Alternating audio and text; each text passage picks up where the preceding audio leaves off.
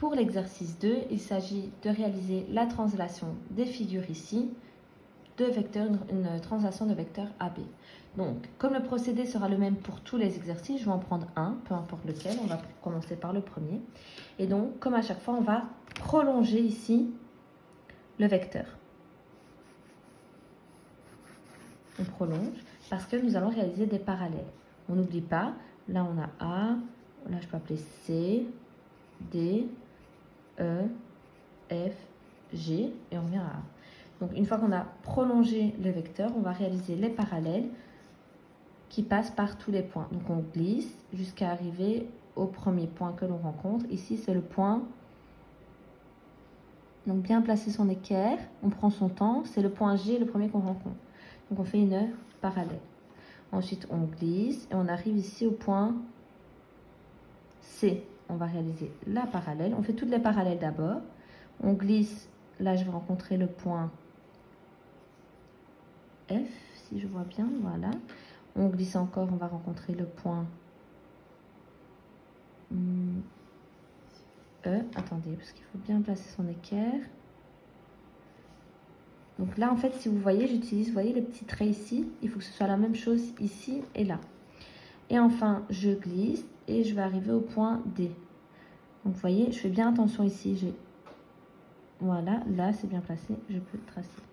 Donc là, on a toutes les parallèles. Et pareil, donc au compas, si vous avez un compas, on va mesurer le vecteur AB. Voilà. Et on va reporter ici sur chaque trait. Donc là, on a G'. Ici, on a C'. Directement mettre les images pour ne pas confondre. Ici, sur la droite de F, on a F'. Ici, on a E'. Et le dernier point, ce sera D'. Voilà.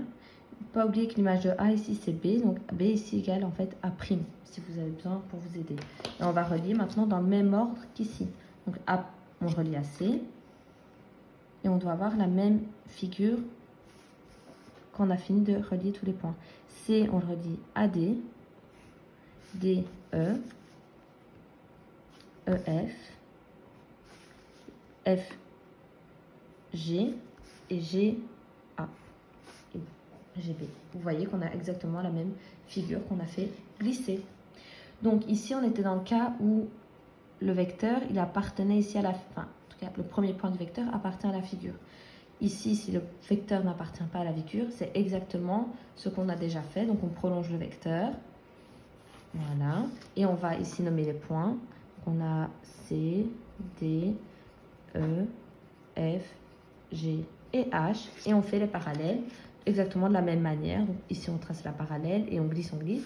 Quand on a toutes les parallèles, on reporte.